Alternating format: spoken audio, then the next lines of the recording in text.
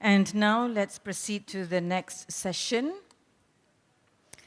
The title is The Global Sukuk Market, The Road Ahead. And moderating this session is Mr. Muhammad Suhaimi Abdul Hamid, CEO, Standard Chartered Sadiq Malaysia. And we have 6 panel speakers. Sorry?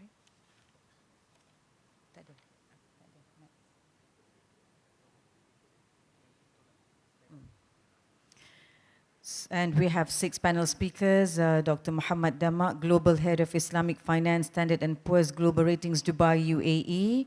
Dr. Ayaz Ismail, Director, Wholesale Banking, CIMB Islamic Bank. Mr. Ilyas Mubarak, Partner, Throwers and Hamlins.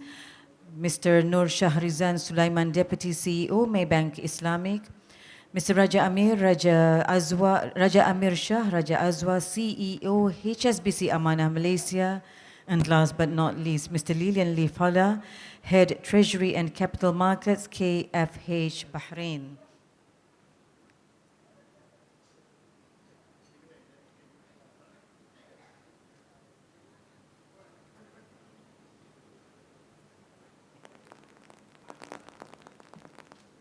Bismillahirrahmanirrahim. Alhamdulillahirabbil alamin wassalatu wassalamu ala asyrafil anbiya'i wal mursalin wa ala alihi wa sahbihi ajma'in.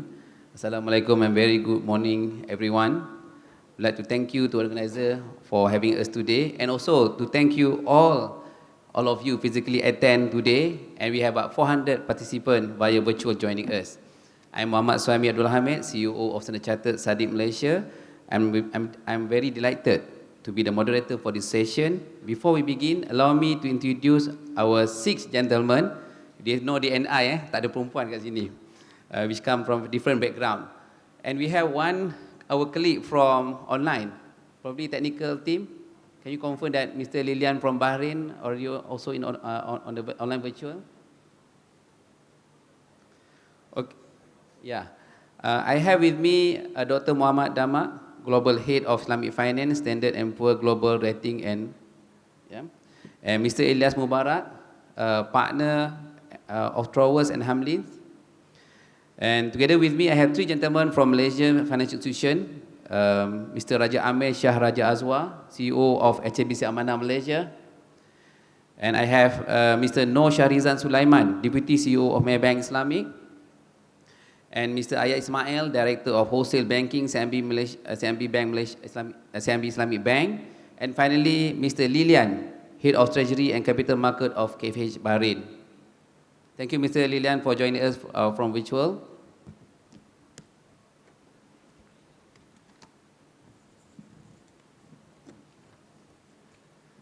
Alhamdulillah, I think for the last, yesterday and today, we have been actually given a lot of holistic information about the Islamic capital market, even this morning from Fleet Writers, and yesterday from Mr. Damak, also giving us about Sukuk outlook and also Islamic investment, and including Islamic finance. As you know, Sukuk is growing success story, and is a classic example of a very successful innovation in the Islamic banking space. Let's find out more from our esteemed panelists on the development and the role Sukuk in promoting global economic growth. Even though this morning also we have been shared by other panel about the halal ecosystem and Islamic trade finance actually not par as Sukuk. Therefore today, even though we're looking at the current statistic, for your information, the H1 Sukuk issuance actually dropped by 20% from $95 billion to $75 billion. And as you know, the contributors for this because of the global economy from COVID-19, war in Ukraine, and also rising US dollar. So even though there is a drop in the total issuance, most of the issuer and corporate client favor to issue Islamic Sukuk.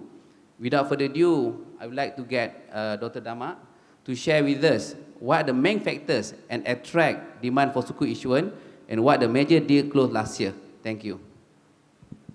Thank you very much. Yes, you're absolutely right. There was a drop in the volume of issuance, $75 billion in the first half of the year. That compares with $93 billion last year, same period. And 3 factors explain this performance. The first one is the lower global liquidity, lower and more expensive global liquidity. As you know, since the beginning of the year, major central banks have embarked on a journey to increase the rates in order to combat the inflation. And the sukuk market is just a component of the global capital market. So with the drop and the more expensive global liquidity, we've seen issuers struggling to make it to the finish line. Second reason is the fact that the Islamic finance industry is still concentrated in oil exporting countries. And with the Russia-Ukraine conflict, the increase in oil prices, the financing needs of the majority of these countries have dropped, resulting in lower need to tap the sukuk market.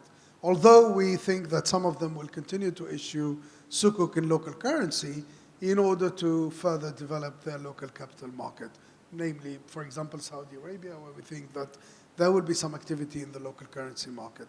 And the third reason is the increased complexity in the process of issuing sukuk.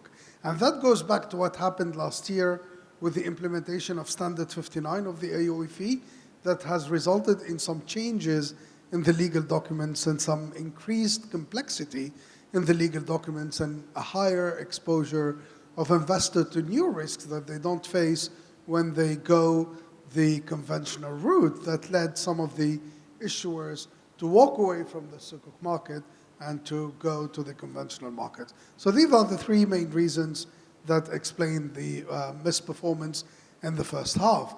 As to the full year, we think that the misperformance will continue, and we think that the overall volume of issuance will reach something around $130 billion compared with $147 billion last year.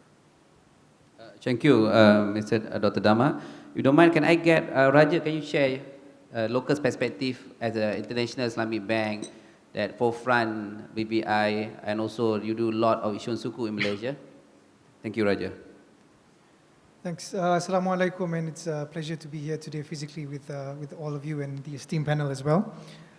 So to sort of just chime in terms of the investor demand for sukuk and why it's traditionally been fairly resilient. So we know that in terms of supply, as mentioned by Dr. Damak, the numbers have gone down, and that's really because to a certain degree there was a large issuance from Saudi Aramco last year, which was 6 billion, and that really inflated the issuance size last year. And also because of the current volatility in the market, which across all fixed income products are experiencing a challenging year. So I mean, not only fixed income, equity as well is facing a challenging year, but particularly in terms of portfolios for fixed income. But so I mean, just traditionally in terms of why sukuk is an attractive instrument. The first reason is really because of the liquidity, which is typically very, very strong in GCC. And this comes from the types of Islamic banks in the GCC who need to buy Islamic debt as part of their asset liability management process. So these banks, to name a few, First Arab Bank, Dubai Islamic Bank, they are chasing assets which are limited in supply because, frankly, there's not enough global issuances.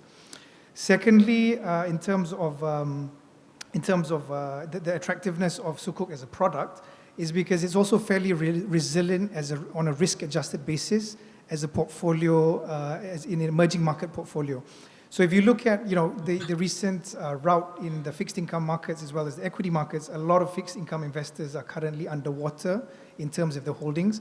But traditionally sukuk, because it's held to maturity, specifically by these Islamic banks, they're able to return on a risk-adjusted basis, a more prominent return, and this is also attracting emerging market investors.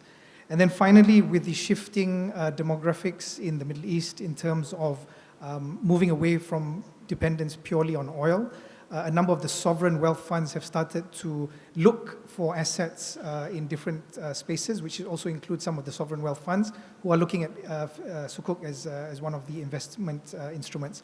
And then finally, in the banking space as well, because as we know, banking is based on floating rate typically, and in an environment where interest rates are expected to increase, it's also challenging for companies to obtain liquidity from banks, and therefore fixed income instruments is also an attractive route for investors because it's fixed income in nature. And then just, so I mean, in terms of what, there's also a thought about what were some of the interesting structures we had seen or some of the top issuances. So we mentioned Saudi Aramco last year. That was a whopper 6 billion transaction. The first time Saudi Aramco tapped the market. Although in terms of tenors, the longest tenor was 10 years. We would have liked to see a longer tenor, 30 years. But unfortunately, they went for 3, 7, and 10. Of course, the government of Malaysia also, Cik Suhaimi, was an interesting issuance last year, having come back to the market after a long hiatus. And Ayaz would know a lot about that, having, we were involved in that deal. And this is the world's first sustainability sukuk from a sovereign. So in the past, Indonesia has issued many tranches, 5 tranches in total of green sukuk.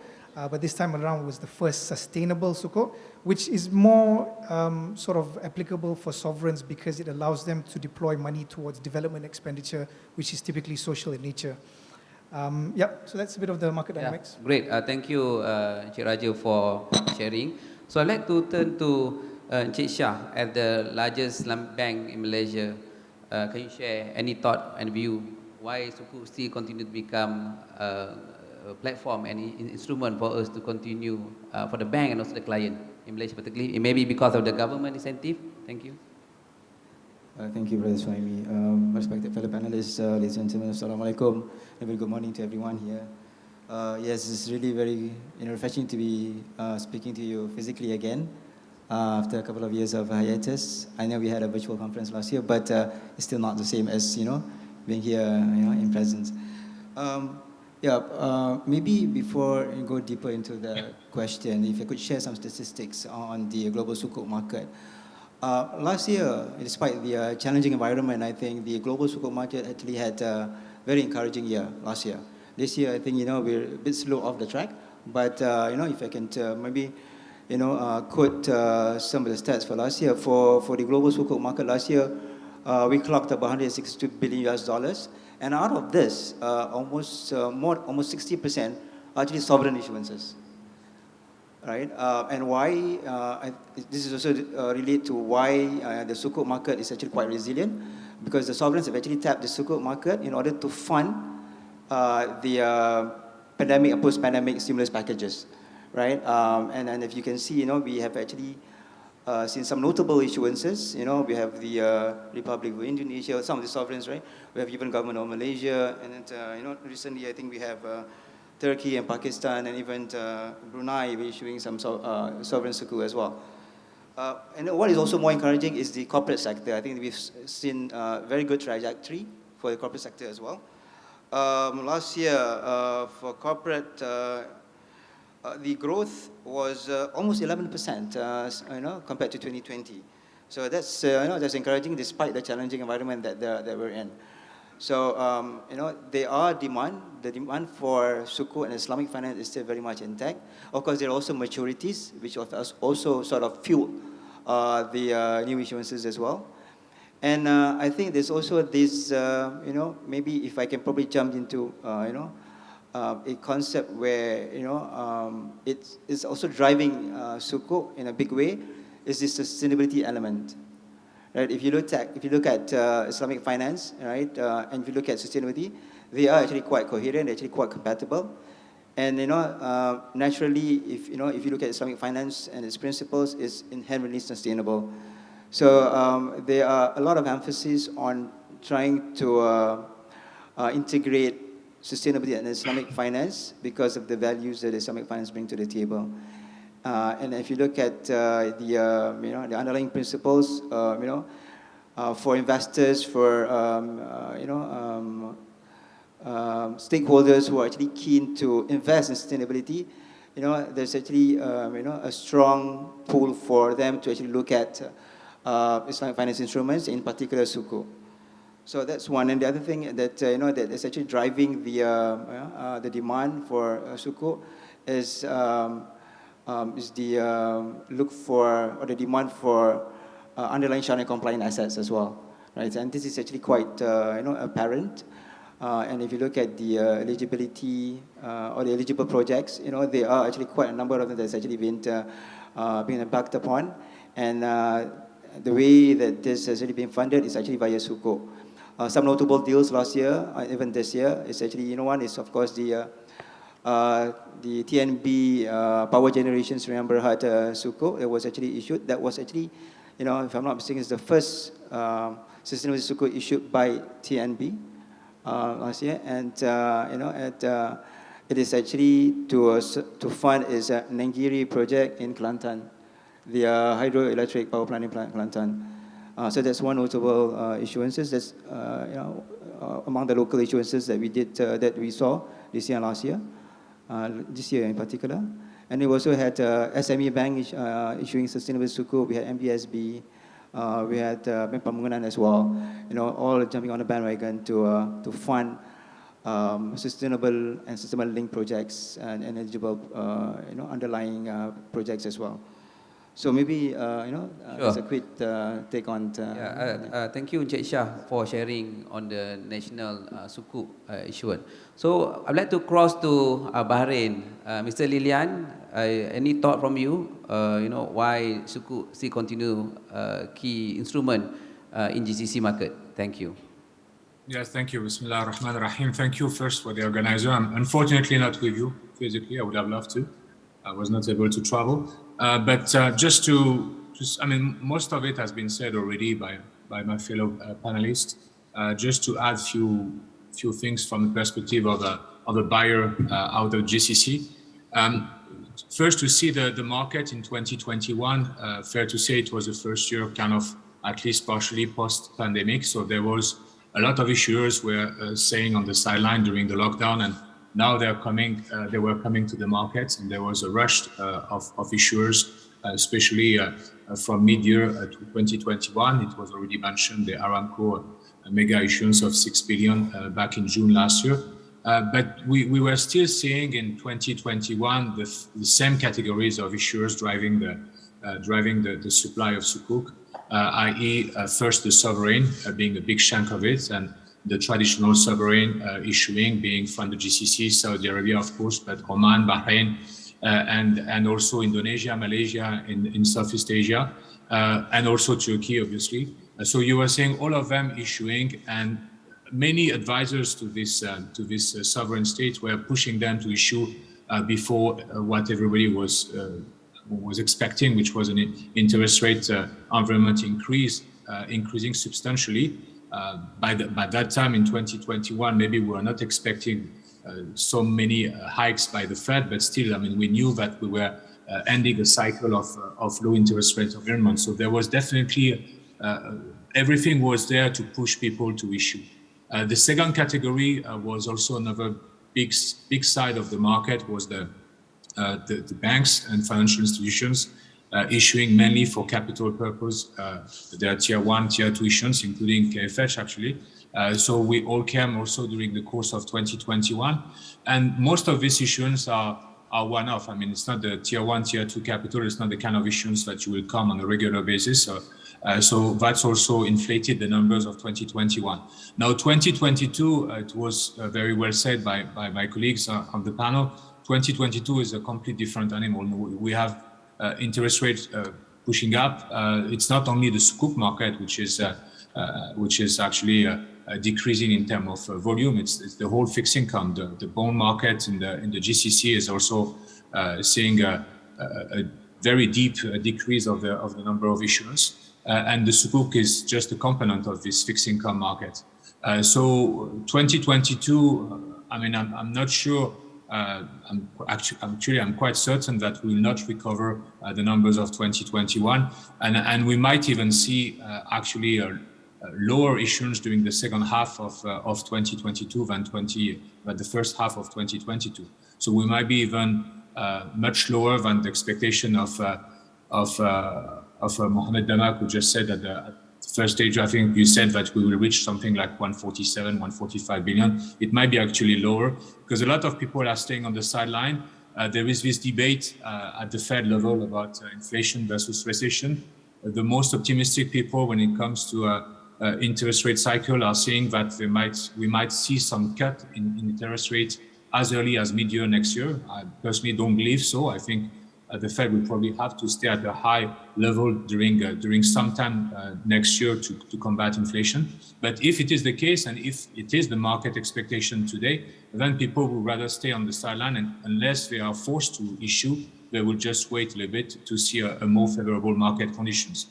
Now, when it comes to the GCC itself, it was also already said that obviously the higher price of oil is not encouraging for the Sukuk. Never did any scientific study on the correlation between oil price and issuance of Sukuk from GCC sovereign, but there must be some kind of correlation definitely, because obviously the fiscal position of the GCC countries is improving with the oil price by the structure of their finance, and obviously it's pushing down the issuance of Sukuk.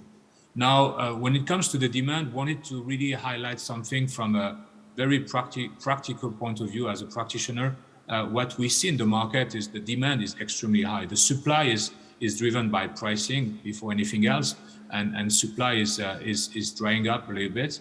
But on the demand side, you see it very much staying very strong. First, because as it was rightly said, Islamic Bank are very eager to buy Sukuk for their HQLA, for their liquidity ratio. But you have also the wealth managers and private banking customers who are also very keen to buy Sukuk. And as a result, you see some a big spread between the Sukuk and the bond of common issuers.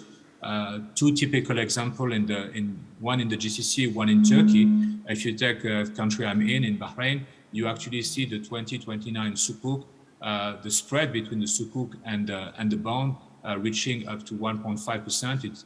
It was a bit lower recently. It went to 70, 80 basis points, but it reached up to 150 basis points.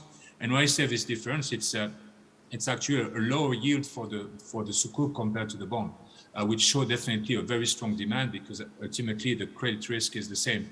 Similarly in Turkey, Turkey is going through troubles, definitely, and you know the inflation and rates and what's going on in Turkey. The Turkey market today, you see for the 2027 bond versus Sukuk, you see similarly 150 basis points difference. You have the bond yielding 9% and the Sukuk yielding 7.5. So that show you that the demand is still very strong. But to summarize, the supply is very unlikely to be as strong as next year. We should see a small dip, which is very much easy to understand considering the market conditions. Thank you, Lilian. You shared the perspective from GC market as well as from Turkey. Okay, the second question I would like to pass to Hayat. So Hayat, over the years, for your information, the Sukuk advisors have introduced numerous structures which are innovative, and some have different level of acceptance among the Sharia advisors. So the question for you, J. Ayas, since you also graduated from legal, yeah? From structuring FX perspective, what are the challenges faced by arrangers advisors, and how do arrangers advisors manage the differences in Sharia requirement, particularly with investors that subscribe to IFE standard? Thank you very much, Suhaimi. Assalamu alaikum and good afternoon, ladies and gentlemen. I concur with everyone on the stage that it is indeed wonderful to be greeted by the beautiful sight of so many people in the same location finally. Now, to your question, Suhaimi, now differences in Sharia requirements are to be expected. In fact, I think we are all quite attuned to it, and we would design the Sukuk to be of appeal to the widest base of investors as possible. Yes, sometimes this means that certain investors are not able to join in the particular issuance, but that's how the market works. The issue arises when certain requirements give rise to additional risks to the investors, as alluded to by Dr. Dama earlier. And the additional risks, for example, could be the risk of delisting or the risk of early repayment. And we have seen that certain investors, they demand a premium for these additional risks.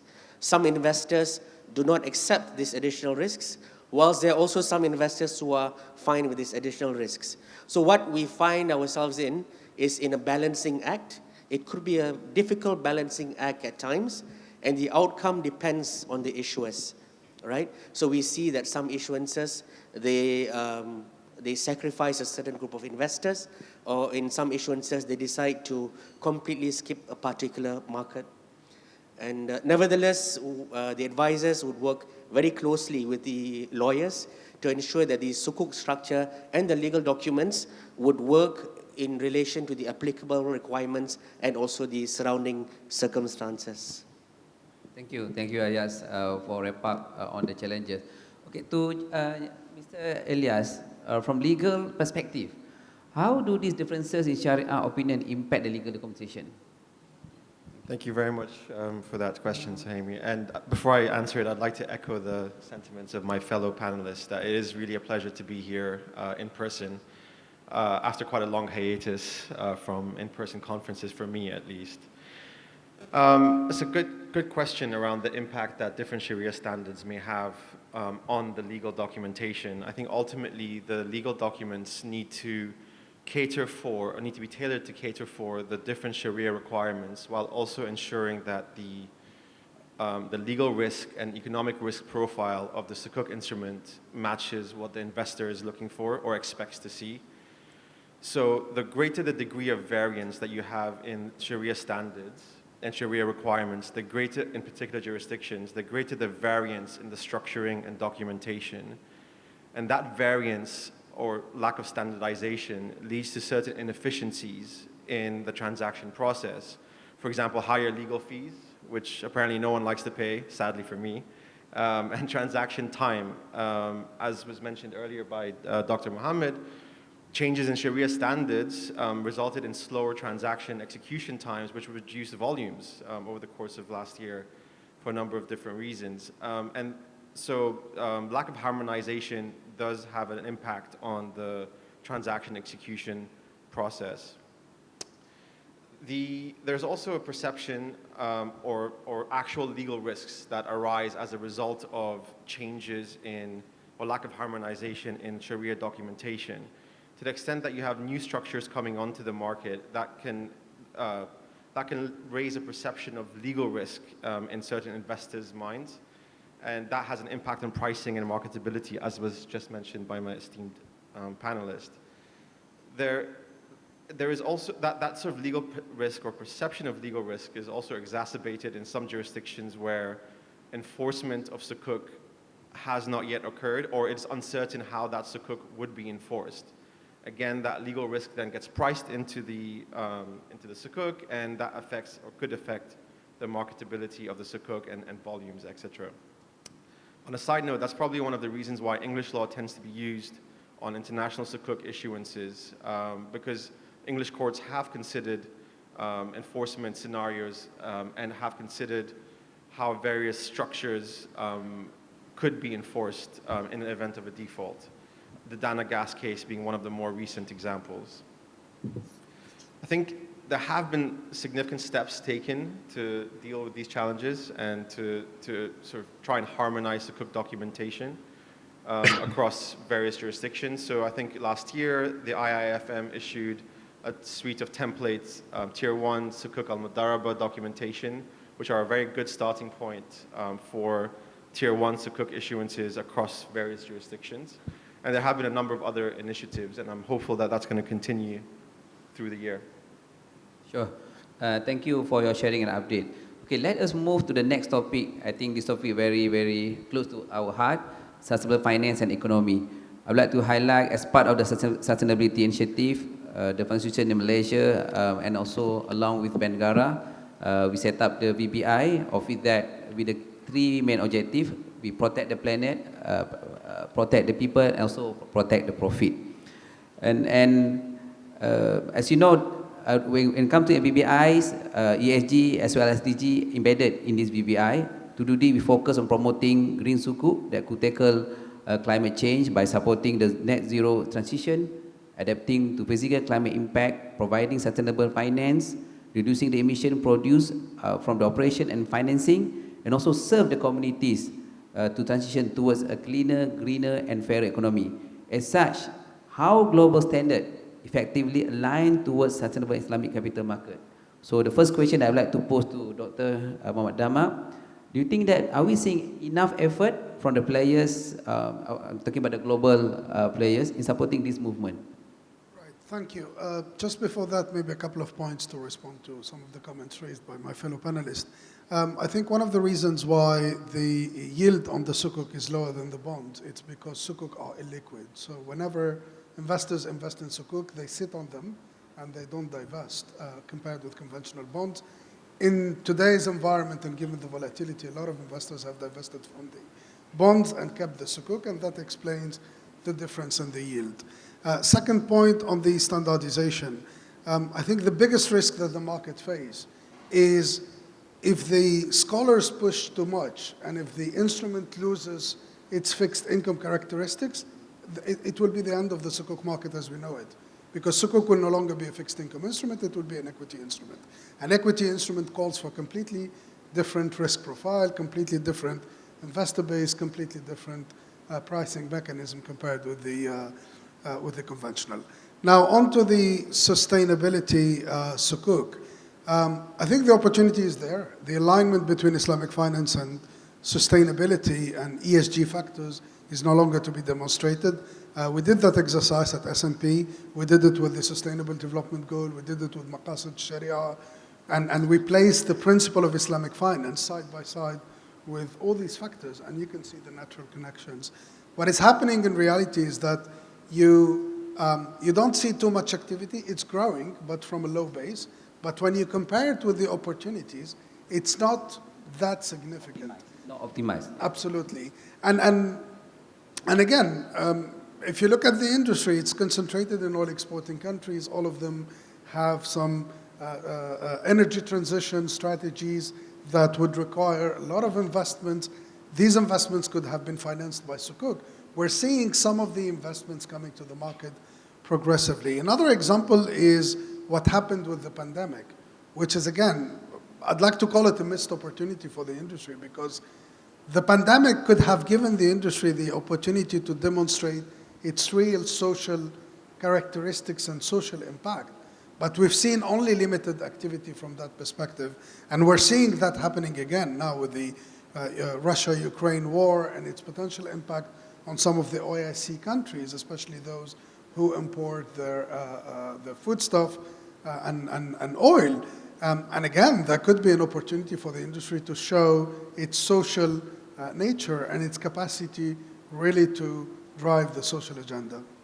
Thank you, Dr. Dama, for your view. So I'd like to go to Raja. Raja, what do you think? What are the risk challenges faced by sukuk issuer and advisor in ensuring compliance with this standard? To ensure that issue that sukuk that been issued is ESG driven and also BBI. Yeah. Thank you. So the risks, just to sort of take a step back in terms of, what is the process that one company or, sovereign, for example, needs to consider before issuing a green sukuk or a sustainability-linked sukuk, is that they need to have a transition plan in place.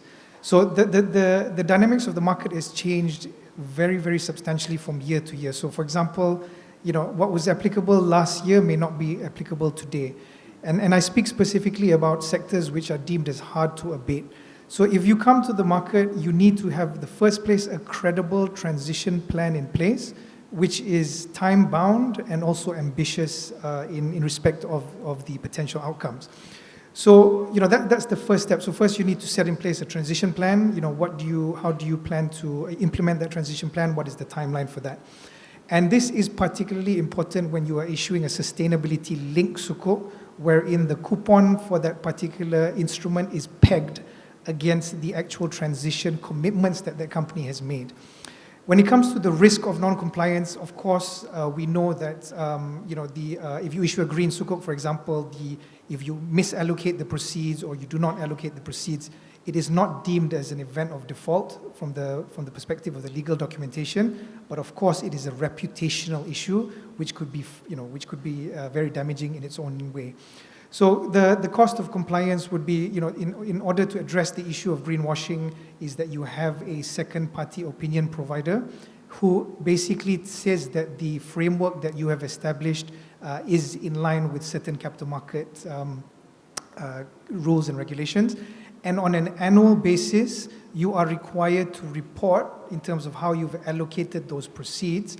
And at best, if you're able to, you need to demonstrate what was the impact of that allocation. I.e., if you put it, if you said you allocated X amount for renewable energy, what was the net effect of how much renewable energy did you generate? If you said it was for social financing, how many people did you alleviate from poverty, and so on and so forth. So those are measures which you're able to mitigate the risk by transparency and disclosure. But having said that, there are still certain sectors which have issued green bonds, which have caused investors to get very upset. Like, should this industry even be allowed to issue a green bond in the first place? So just to sort of conclude, there are risks, definitely. It's not an event of default risk, it's a reputational risk, and clients need to consider their transition plan before even considering issuing such a note. Thank you, Encik Raja. I'd like to go back to these two giant local banks. Probably Shah, do you have any to share about your experience, real experience to the audience, what the challenges that your institution face whenever you like to issue ESG sukuk? Thanks. Thanks, Brother Swami. I think one apparent factor would be the pricing.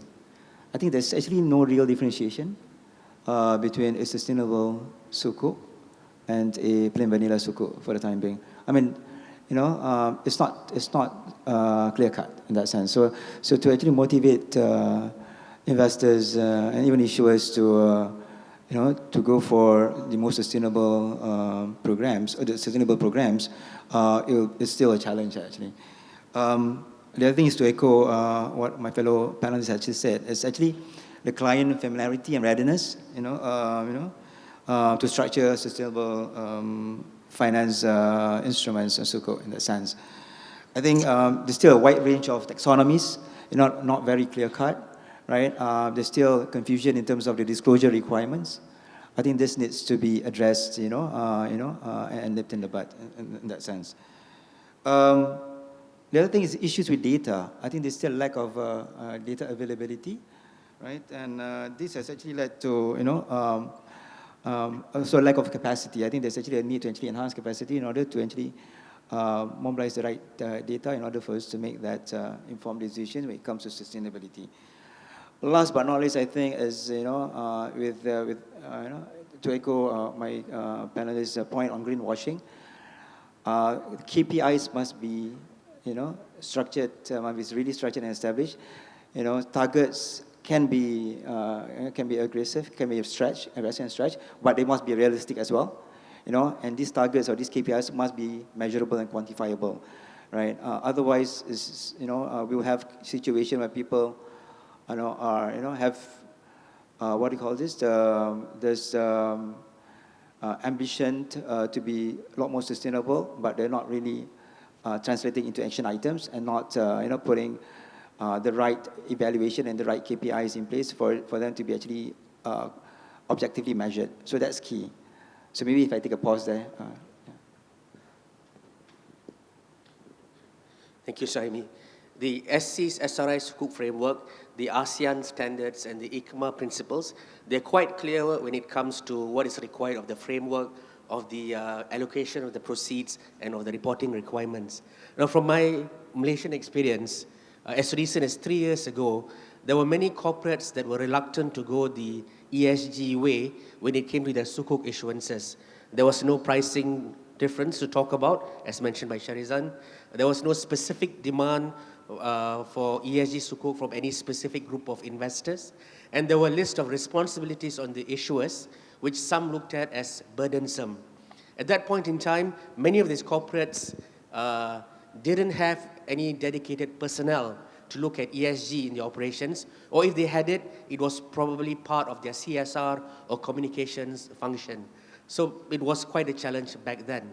Now today, these challenges still remain, but many of these corporates now have not only dedicated personnel to look at ESG, they have specific units or departments that are working on embedding ESG in their business and in their operations.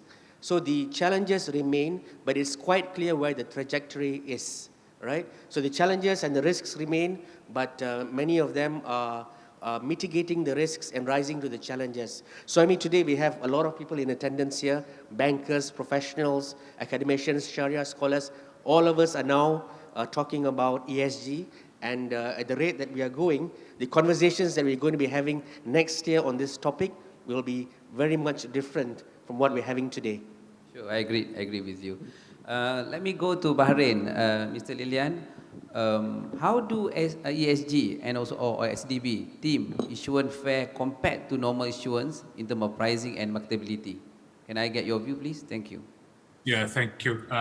I'm gonna summarize a bit what have been said already, because I completely share what have been said.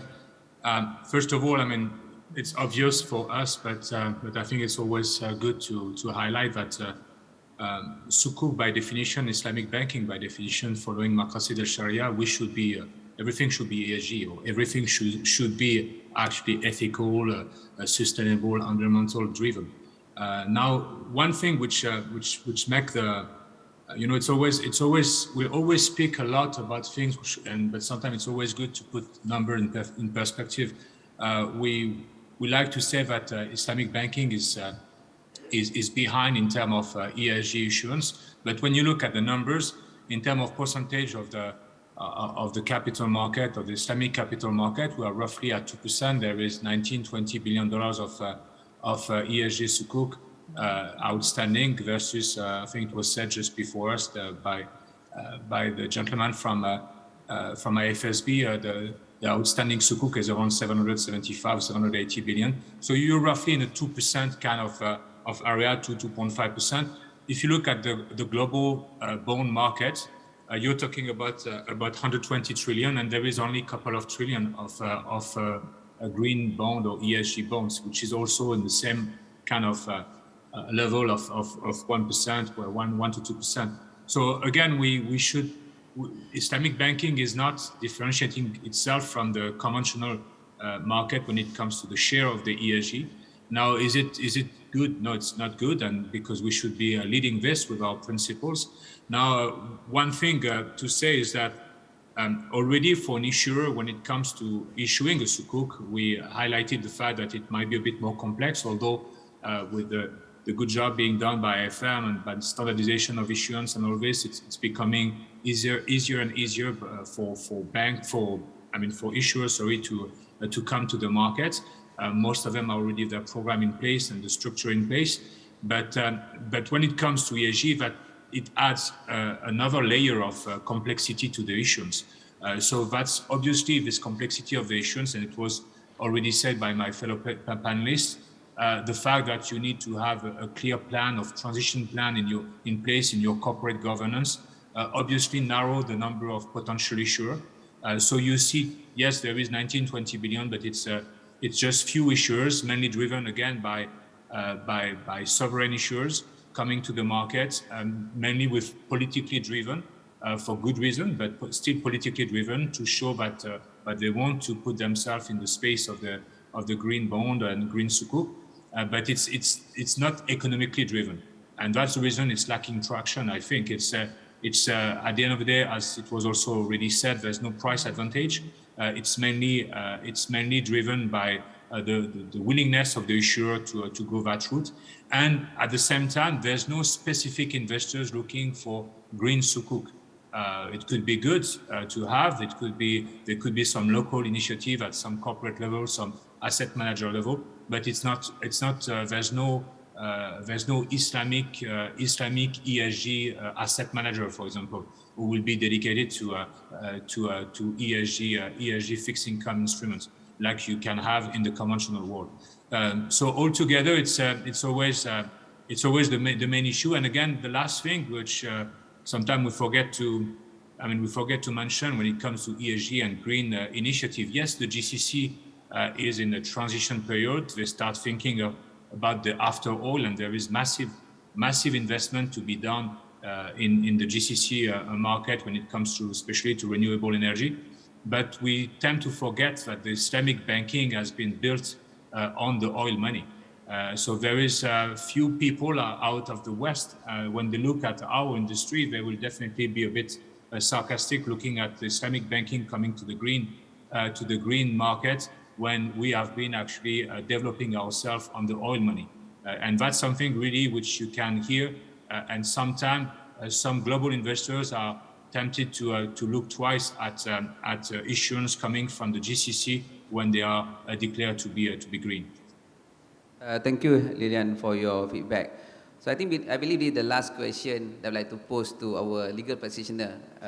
Probably, Mr. Alias, would like to share what are the challenges whenever you wrap the sukuk on the ESG link? Yeah, thanks. Thank you. I think there are a number of legal and regulatory challenges that sort of inhibit sukuk, green sukuk issuances or ESG-linked sukuk issuances.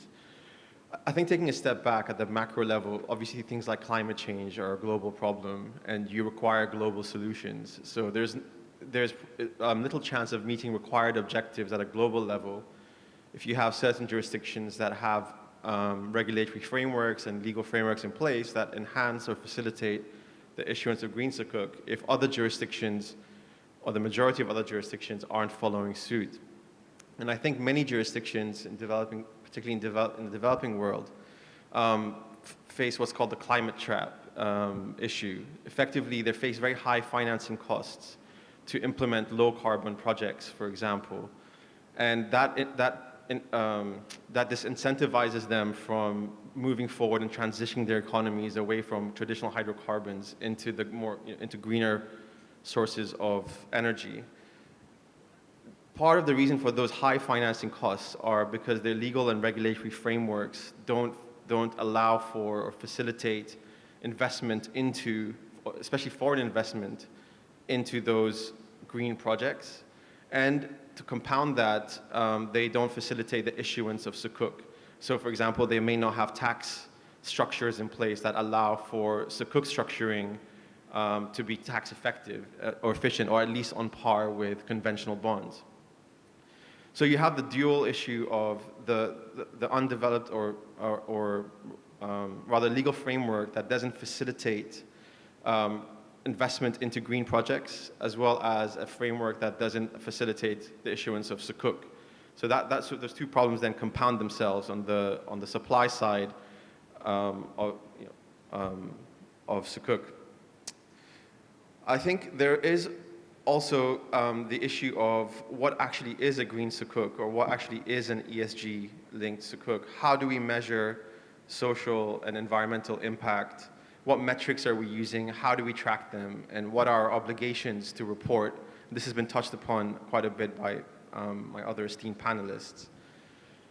I think the debate now is around whether governments should come in effectively and provide guidelines, which many of them have been doing, including Malaysia with, for example, Bank Negara has released a taxonomy on climate change metrics effectively.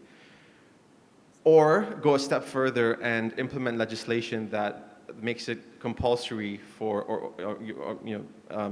places an obligation on market participants to comply with these particular taxonomies and then impose penalties for non-compliance. To the extent that there is a flip, obviously having that sort of legal requirement to comply will prompt people to comply, but it will at the same time inhibit market innovation, and it may create greater complexities in bringing certain sukuks to market and greater risks in bringing those sukuks to market, and therefore inhibit activity. So there's a very fine balancing act, I think, to be carried out by governments and legislatures in ensuring that there is a robust framework in place, but at the same time that framework doesn't inhibit market activity. Sure, thank you. Yes. Probably, can we see, is there any question from the floor? Otherwise, I got a couple of questions to the panelists. Yeah, probably for the benefit of the audience, before we have any question from the floor. Probably because of lunch, we're looking for the lunch, isn't it? So let me give question to Raja. Raja, I understand HSBC Amanah have issued ESG Sukuk. Can you share how the structure make it outstanding compared to other Sukuk issuance, and how it impact to the community and also to the public at large? Yeah, thank you. Thank you. Yes, that's true. So we did issue our SDG Sukuk in 2018, And one of the reasons why we felt very strongly about issuing this SDG Sukuk was because we wanted to be able to, when we have that conversation with our clients about asking them to do their own issuance of a green or social or sustainable Sukuk, we have actually done it ourselves. And we can empathize with them in terms of the pain that one has to go through to structure such an instrument and to ensure on a yearly basis that we are allocating the proceeds accordingly. So that was the world's first UN SDG Sukuk by a financial institution issued in 2018. It was specifically issued in Ringgit Malaysia currency because we wanted to position Malaysia as a global Islamic finance hub. But since then, Suhaimi, we have, there's been a number of other transactions which have also been impressive in nature. And if I can just touch on two. So obviously the first is the government of Malaysia. That transaction was sustainable all the way from the underlying assets that we used. So we were specific about ensuring that the underlying assets, it's not a requirement, mind you, for the underlying assets to be green, but we wanted the use of proceeds to be sustainable and the underlying assets to be sustainable as well. So we used the rights to capacity on the public transport by Prasarana. So we specifically excluded buses just to focus on, for example, MRT and LRT and so on. Now, the second interesting transaction which we had the privilege of participating in last year was for an oil and gas company called Yinsen Holdings. And this sukuk was 1 billion ringgit in size. It was oversubscribed, so we talked about no pricing advantage, but I mean, to be frank, due to the overwhelming nature of the order book, you're able to compress pricing during the book building phase. So this transaction, oil and gas company, FPSO, sixth largest independent FPSO company in the world, they issued the world's first sustainability-linked sukuk with the coupon step-up. So Etihad Airways had issued the world's first transition/sustainability-linked sukuk, but if they did not meet the KPIs on Etihad, they would buy equivalent carbon credits as a punishment. But for Yinsen, they would pay a tiered step-up ratio of 25 basis points as a maximum if they don't meet 3 KPIs which they set out. So the first KPI was renewable energy, and the 2 other KPIs were carbon intensity, measured by barrel of oil that they extract and also in their own operations. And then finally, so I mean, there was another very interesting structure which I saw, which actually was a conventional structure. It was a nature-based solutions transaction done by the World Bank recently, where the use of proceeds is deployed for rhino conservation. So they called it the rhino bond. So I'll be very interested to see, Islamic banks doing this, because this we talked about this is inherent in Islamic banking nature. So this rhino bond brought together 3 parties. One is the issuer, which was the World Bank. Number 2 is the donors who want to buy the outcome if the KPI is achieved. And third is the investor. So this is, it was a smallish size issuance. The range of there's no coupon payable on this instrument, but if they achieve their KPIs, they would receive an incentive payment, which is paid by the donors. So moving forward, we've talked about, there's various things that sukuk can be used for. We've talked about wakaf in the past, which hasn't really taken off. But I would like to see sukuks which are deemed on real strong measurable KPIs, such as upskilling of refugees, for example, empowerment of indigenous communities, whereby if you achieve a certain KPI, donors will pay. Because there are donors who want to pay, but they don't want to just donate at the inset, they want to donate if an outcome is achieved. So inshallah, we will see some form of sukuk in that nature coming up. Great sharing. Cik Shah, you have anything to share from Maybank or from local issuer? Thank you. Thank you. I think when we talk about structures or best structures, I think it really depends on the requirements of the issuer and requirements of the client, and also the demand of the investors, and so subject to the requirements of jurisdiction as well. But having said all that, if I can actually single out one sukuk issuance that to me is actually quite unique, it's actually our own sukuk Prihatin. If you like our sukuk Prihatin, right, it's actually a combination of a few elements. It is sustainable because it's actually issued to fund, issued by the government of Malaysia to fund, the effects of the pandemic, whether it's healthcare or even microfinancing for SMEs, as well as education as well. So that's and to add on to that, it's managed to galvanize retail participation. It's exclusively retail. In Malaysia, the retail sukuk market has not really taken off, but not all is lost. And if you look at Sukuk Prihatin, I think that is a case in point where we can actually, issue a retail Sukuk and and also attract demand for it. In fact, the demand is actually quite strong. That the original issue size was supposed to be about 500 million, but it was actually upsized to 666 million, if I'm not mistaken. And the fact that it's also a digital Sukuk, if I may add, right? It is actually being offered through all the 27 participating banks' digital platforms, portals, right? So if you look at it, it's sustainable. It has all the desired features. It's sustainable. It has retail participation, and it's also digitally structured as well. So with that, maybe I end my... Sure, thank you, Shah. We got 3 questions from the floor. Officially, I believe the first one, issuing Sukuk demand higher cost than traditional financing, what attract user? I think this we have articulated and deliberated among the panelists. So let's go to the second question. What is the best solution? What is the best solution or structure for standard 59 issue? Yeah. Right, thank you. As a rating agency, we cannot recommend a structure over another, obviously. But I think more generally, what the industry needs today is a dialogue between the different stakeholders and the critical review of all the standards in order to decide where we want to move forward. Do we want to maintain the fixed income characteristics of the Sukuk and the way the Sukuk market has been operating, or do the stakeholders want to push the industry towards more equity content within the Sukuk and more equity characteristics of the Sukuk transaction at the risk of losing the fixed income investors? And again, if you look at the structure of who is investing in the Sukuk, you obviously find the Islamic banks and the Takaful company, but these contribute typically to 30 to 40% of the transaction. The remaining 60 to 70% are coming from the traditional asset managers and the conventional banks that are coming for the transaction because of its yield and because of its fixed income characteristics.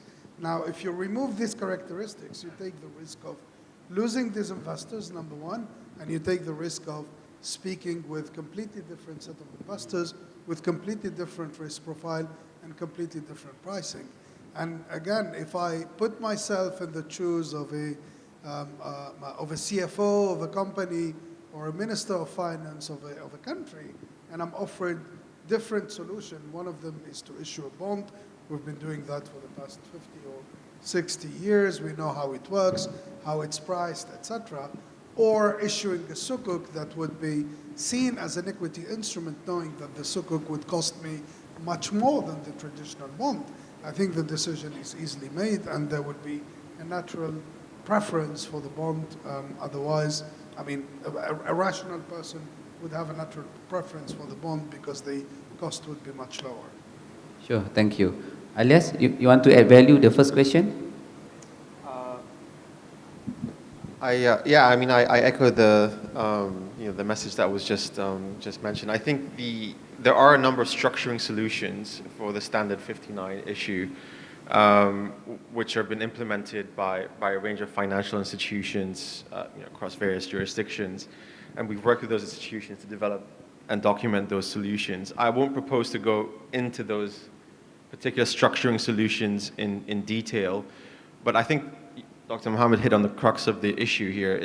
While you can keep coming up with structuring solutions for changes or evolutions in Sharia standards, I think there has to be a decision made by stakeholders in the business as to the general direction that you would want Islamic debt capital markets to go in.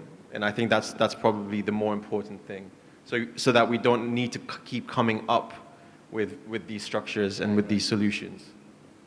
Yeah, thank you. Just to add, if you don't mind, just to add something, I concur with what has been said, but as of today, I think clearly the market and the stakeholders already said what they want. That they want to continue the fixed income specificity of the Sukuk rather than moving to an equity-based kind of structure.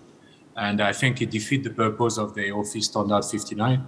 clearly the mindset of the AOFI was to, in a way, to fight against this this idea of overuse of tawarruk, overuse of community murabaha and debt instruments to try to go more towards what they perceive as being more Islamic in a way, or more in the spirit of the profit sharing of a principle of Islamic banking. But the way the market is moving today, clearly we are collectively finding solutions to go around this standard 59 and to continue to have a fixed income product. There's no judgment from my side. It's just a fact. Thank you, Lilian. We got last question before we end. Sorry. The return of social impact bonds are tied directly to social outcome. What are the prospects of social impact, Suku, in the near future? Can I get Ayaz, your comments? Thank you, Suhaimi. Very briefly, of course, this is a function of supply and demand. If you are looking at the existing fixed income investor world, perhaps currently the demand for such sukuk would be muted or quite niche. So what we would need to see would be instruments like this. The first one needs to be out. We need to see how it works, convince the investors to look at it. The similar process, I guess, what we're going through with the ESG sukuk currently. But just would like to put it out there that on a personal level, since you're talking about social impact sukuk, I also personally believe that there's a lot of potential in the Waqaf ecosystem to play a bigger role in the social impact side. And I believe that we can merge it or work together with the Islamic capital markets to achieve a lot of the social outcomes which are desirable out there. Sure. Thank you. Thank you very much. I think we end our session. Before that, we'd like to thanks to Lilian from Bahrain, Shah from Maybank Islamic, Ayaz from CIMB, Dr. Damak from SMP, Raja from HSBC Amanah, Elias from Taurus. Why don't you give a big applause to all of them? And thank you very much, everyone, for your time. Thank you. Thank you. Now we would like to invite Encik Abdul Aziz Abdul Jalal, Director of Kliff 2022, to present the mementos.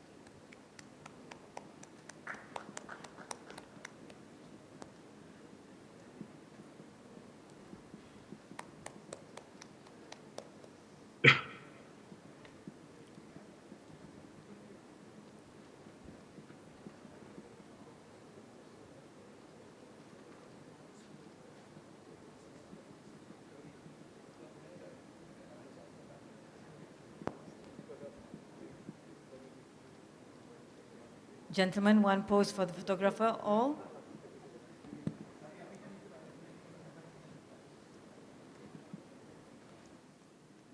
Together with...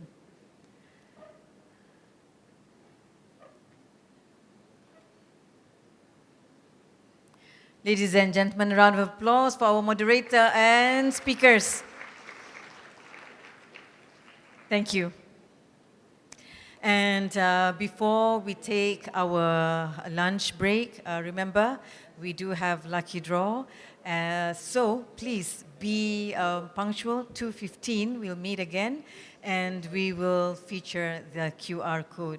So with that, Assalamu alaikum wa rahmatullahi ta'ala wa barakatuh. Bon appetit.